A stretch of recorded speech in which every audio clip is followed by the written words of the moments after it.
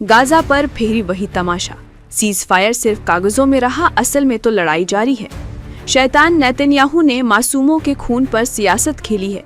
युद्ध विराम को तोड़कर मानवता को शर्मसार किया है। क्या ये वही इजराइल है जो हमेशा से खुद को न्याय का हकदार बताता आया?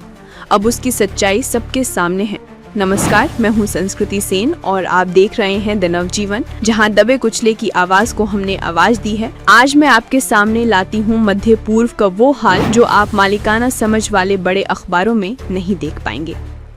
ईरान ने जो कहा वही हुआ। गाजा में टिक नहीं पा रहा है सीज फायर। महज 9 दिन में इस्राएल और हमास फिर आमने सामने हैं। द नवजीवन पर तो मैं लगातार आपको बताती रही हूँ कि क्यों इस्राएली आक्रामकता ज्यादा दिनों तक थमी नहीं रह सकती है। शैतान नेतन्याहू की दमनकारी सरकार ने अपने मासूम बच्चों की जानों पर सियासत खेली है। उस सीज फायर को तोड़कर गाजा को आग के हवाले कर दिया। लेकिन सबसे बड़ी बात तो ये हुई कि जिस तरह जोकर ट्रम्प की इज्जत दांव पर लगी हुई है, उसको सीज फायर की खिलाफ वर्जी करके इजराइल ने बड़ा धक्का पहुंचाया है। अमेरिका राष्ट्रपति डोनाल्ड ट्रंप की गारंटी का जो नाटक हुआ वो भी अब सिर्फ दिखावा लग रहा है। असल में सीज फायर की आड़ में इजराइल अपनी शामियाना खड़ा कर रहा है और मासूमों की हत्याएं कर रहा है। इजरायली फोर्स IDF ने दक्षिणी गजा के रफा, बैतलाहिया और खान यूनिस क्षेत्रों में बमबारी तेज कर दी है, जिसमें 11 से अधिक फिलिस्तीनी जवान, बच्चे और महिलाएं मारे गए। हमास पर युद्ध विराम उल्लंघन का आरोप लगाया गया, लेकिन हमास ने खारिज करते हुए कहा कि ये इजराइल की जिद थी जिसने युद्ध विराम को तोड़ा। रफा क्रॉसिंग पर इजराइल ने मानवतावादी सहायता रोककर गाजा को गुलाम बना दिया है। इजराइल का दावा है कि हमास ने युद्ध विराम का उल्लंघन कर स्नाइपर और एंटी टैंक मिसाइलों से हमला किया, जबकि हमास ने इन आरोपों को खारिज करते हुए इजराइल पर युद्ध विराम तोड़ने का आरोप लगाया। इस घटना ने इलाके में तनाव को चरम पर पहुंचा दिया है और युद्ध विराम के टूटने की आशंका बढ़ गई है। इजरायली सेना के मुताबिक रफा में येलो लाइन के पूर्वी हिस्से में हमास के लड़ाकों ने इजरायली सैनिकों पर स्नाइपर फायर, RPG और एंटी टैंक मिसाइलों से हमला किया, जिसका हमने जवाब दिया।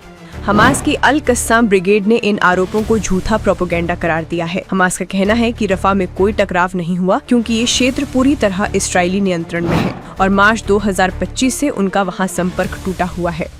हमास ने दावा किया कि इस्राएल ने जानबूझकर युद्ध विराम तोड़ा और रफा क्रॉसिंग को बंद रखकर मानवीय सहायता को रोक रहा है।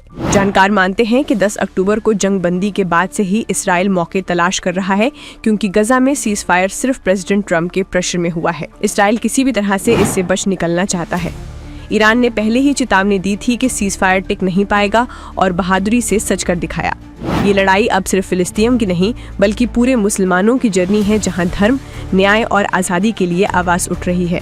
लेकिन अफसोस, मुस्लिम देश इस जंग में केवल दिखावे के लिए आवाज़ बुलंद करते हैं, पर असल में अमेरिका की दबंगई और इसराइल के साथ रिश्ते के चलते वे मुखर नहीं हो पाते। अमेरिका और उसके दोस्त अरबों की सुरक्षा की गारंटी देते हैं और उन्हें मजबूर करके चुप रहना सिखाते हैं, जबकि इन मसलों को कूटनीतिक बहानों से टालते हैं। बड़ा सवाल यही है कि क्या PM नेतन्याहू गजा में पीस डील नहीं चाहते? मिडिल ईस्ट एक्सपर्ट कहते हैं कि डर, मजबूरी और खरबों के खेल की वजह से भी अरब और मुस्लिम देश गजा में इस्राएली आक्रामकता देखते रहते हैं और देखकर भी कुछ नहीं बोल पाते। पहला खौफ तो अमेरिका का है, जो इस्राएल का पक्का दोस्त है और अरब देशों की सुरक्षा की गारंटी देता है, जबकि कतर पर हमले के बाद से अरब मुल्कों का अमेरिका से भरोसा डगमगाया जरूर है।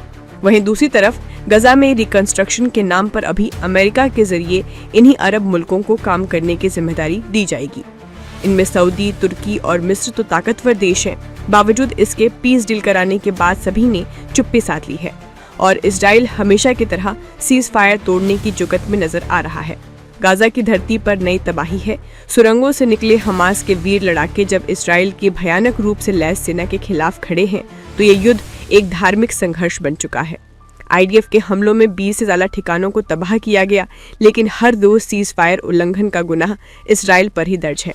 माँ, बच्चा, बूढ़ा सब इस युद्ध की आग में जल रहे हैं। ट्रंप की मध्यस्थता से बना ये युद्ध विराम समझौता अब टूटता दिख रहा है, क्योंकि नेतन्याहू ने साफ कर दिया है कि उनके लिए अपने सुरक्षा के अलावा कुछ नहीं। अमेरिका भी इस दमन में दर्द और इंसानियत को ताक पर रखकर दोहरा खेल खेल रहा है। दुनिया के तमाम देश चिंतित हैं, मगर इस दमन को रोकने में कुछ नहीं कर पा रहे। यूएन, मिस्र, कतर जैसे खिलाड़ी अब भी कूटनीतिक कोशिशों में लगे हैं, लेकिन ये लड़ाई अभी खत्म नहीं हुई है। गाजा के लोग अपने घरों की बर्बादी, अपने बच्चों की मौत का दर्द लेकर आखिर कब तक सहेंगे? जितनी लड़ाई सत्ता के लिए है, उतनी ही लड़ाई इंसानियत बचाने की भी है। मुसलमानों का दिल टूटा है और उनका दर्द अब सिर्फ बयान नहीं, आवाज बन चुका है। यमन में हुती विद्रोहियों का संयुक्त राष्ट्र कार्यालय पर हमला इस पूरे क्षेत्र में फैल रही अशांति का सबूत है। अंतर्राष्ट्रीय समुदाय को अब मिलकर इन खतरों को रोकना होगा, वरना मानवता पूरी तरह तहस नहस हो जाएगी। हमास का आरोप है कि इसराइल जब से युद्ध विराम हुआ है, तभी से हर रोज इसकी उल्लंघन करते आया है। दरअसल ट्रम्प की मध्यस्थता से बना ये 20 सूत्री शांति समझौता अब धराशायी होता नजर आने लगा है। समझौते के तहत IDF को गजा के कुछ हिस्सों से हटना था, लेकिन नेतन्याहू ने साफ कहा था कि इसराइल अपनी सुरक्षा से कोई समझौता नहीं करेगा। ट्रम्प जिस युद्ध विराम को अपनी सबसे बड़ी मध्य पूर्वी जीत कह रहे थे, वही अब उनके लिए एक राजनीतिक बोझ बन चुका है।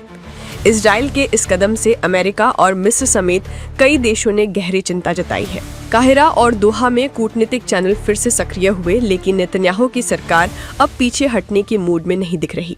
इजरायली रक्षा मंत्री इजराइल काट्ज ने चेतावनी दी कि हमास अब सख्त सबक सीखेगा और अगर संदेश समझ नहीं आया तो जवाब और भी भारी होगा।